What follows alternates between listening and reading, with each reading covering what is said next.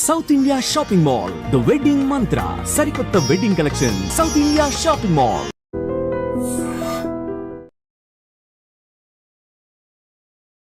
Hi, welcome to iDream.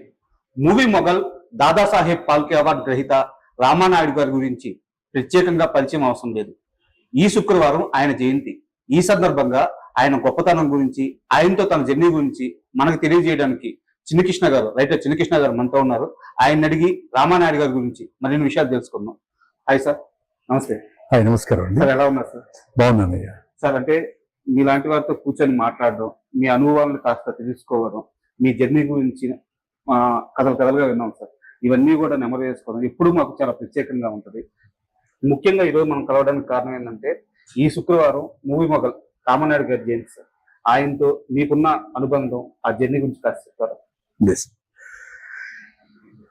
Ramanaidu గారు చిన్నప్పటి నుంచి ఆయన సినిమాలు, నిర్మాతగా ఆయన సినిమాలు చూసి పెరిగిన వ్యక్తిని. ఇండస్ట్రీకి వచ్చిన తర్వాత, ఇంద్రా తర్వాత ఆయన నాకు కేబీఆర్ పార్క్ లో 5 లక్షల రూపాయలు అడ్వాన్స్ ఇచ్చారు సార్. చిన్నకృష్ణ చిరంజీవి గారితో నేను ఇంకొక సినిమా చేయాలి, అది నువ్వే రాయాలి అని కేబీఆర్ పార్క్ లో ఎర్లీ మార్నింగ్ కేబీఆర్ పార్క్ లో అడ్వాన్స్ తీసుకున్నటువంటి మొట్టమొదటి వ్యక్తిని. ఎందుకో ఇది జరగలేదు. మీరే అప్రోచ్ అయ్యారా, సార్ అప్రోచ్ అయ్యారు? ఎవరు అప్రోచ్ అయినా కూడా ఆయన ఎప్పుడు టాలెంట్ ఎక్కడుందో వాళ్ళని పట్టుకోవడం అనేది ఆయనకు అలవాటు. సో ఫస్ట్ అన్నిటికంటే ముందు ఏంటంటే, ఆయన జయంతి సందర్భంగా నాయుడు గారితో పని చేయకపోయినా కూడా వాళ్ళ బాబు సురేష్ బాబు, రామానాయుడు గారి కొడుకు, 2 సంవత్సరాలుగా మీ ఇద్దరం కలిసి ప్రయాణం చేస్తూ ఉన్నాం. ఒక పెద్ద సెన్సేషనల్ ప్రాజెక్ట్ చేయాలి అన్నది సురేష్ బాబు గారి ఇది. వాళ్ళ నాన్నగారు నాకు అడ్వాన్స్ ఇచ్చినట్టు కూడా చెప్పాను. సో ఆయన కూడా నాకు అడ్వాన్స్ ఇచ్చారు. సో రామానాయుడు గారికి ఎక్కడున్నా కూడా ఆయన ఇండస్ట్రీకి నిర్మాతే కాదు, తండ్రి లాంటి వాడు. ఇంకా చెప్పాలంటే ఏం చెప్పాలి, ఒక సమస్య వస్తే ఆ సమస్యని పెదాలతో కాకుండా మనసుతో అర్థం చేసుకున్నటువంటి ఒక పెద్ద మహానుభావుడు. ఇప్పుడు ఉన్నటువంటి చలనచిత్ర పరిశ్రమలో ఉన్నటువంటి చాలా మంది దర్శకుల్ని, హీరోల్ని, క్యారెక్టర్ యాక్టర్ని, ఆర్టిస్టుల్ని అందరినీ పరిచయం చేసినటువంటి ఒక మొఘల్. సో అట్లాంటి ఆయన యొక్క జయంతి సందర్భంగా ఆయన ఎక్కడున్నా కూడా ఆయన ఆత్మ చాలా బాగుండాలని కోరుకుంటూ, అట్ ది సేమ్ టైం ఆయన నాకు ఇచ్చిన అడ్వాన్స్ సురేష్ బాబు గారు ఈ పర్టికులర్ ఇది సపరేట్గా బిట్ చేసి పెట్టాలి. ఎవరో నేనేదో ఒక ఛానల్లో చూశాను, సురేష్ బాబు గారు పిల్లికి కూడా బిచ్చం పెట్టరు అని. అది చాలా తప్పు మాట్లాడాడు అతను. ఎవరో పేరు కూడా నాకు అసలు గుర్తులేదు. ఏదో యూట్యూబ్ ఛానల్లో పెద్దల్ని ఇష్టం వచ్చినట్టు మాట్లాడటం అలవాటు అయిపోయింది అనమాట. సో సురేష్ బాబు గారితో 2 సంవత్సరాలుగా నేను తిరుగుతున్నాను. మా అమ్మగారు December 25th లాస్ట్ ఇయర్ మా అమ్మగారు చనిపోయారు.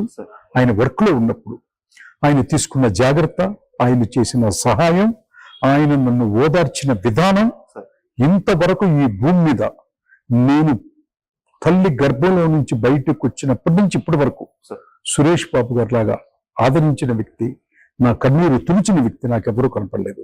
అట్లాంటి మాటలు తప్పు. ఇది ఎట్టి పరిస్థితుల్లో యావత్ ప్రపంచానికి చేరాలి. మహోన్నతమైనటువంటి మనసు ఉన్నటువంటి సురేష్ బాబు గారు. సార్, ఆయన రామానాయుడు గారి వారసత్వాన్ని కొనసాగిస్తూ వస్తున్న వ్యక్తి. అంత మంచితనం ఖచ్చితంగా ఉంటుంది.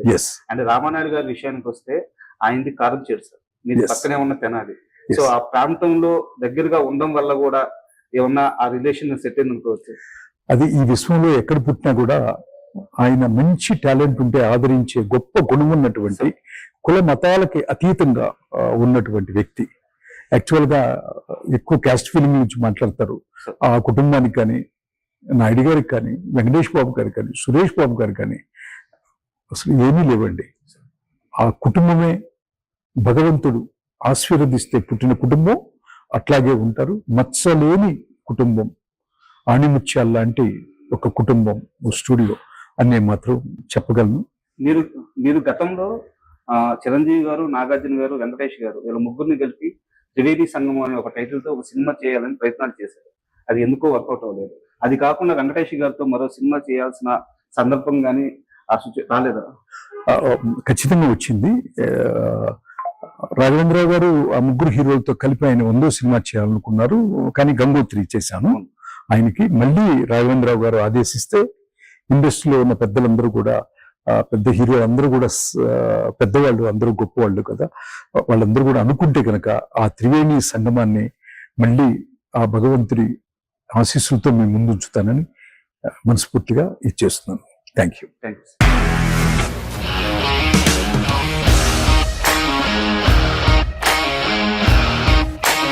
ఇండస్ట్రీలో కమిట్మెంట్ ఇష్యూస్ వస్తే నీకు కూడా వచ్చినట్టు? మార్నింగ్ తీసుకెళ్ళానంటే కొట్టి పడేసారు.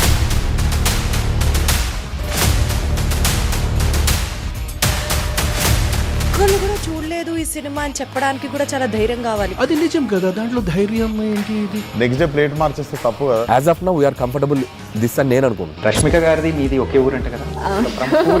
నీకు కోపం వచ్చిందంటే బాగా తిట్టేత్తరా? తిట్టేద్దామండి. నిజంగా గేమ్ ని ఎలా చేంజ్ చేయగలిగారు? ఏపీఎస్ఎఫ్సి వాళ్ళకి 6 నెలల్లో నేను 6 లక్షలు కట్టా. బిజినెస్ చేయాలనుకుంటే it is as difficult as riding a tiger.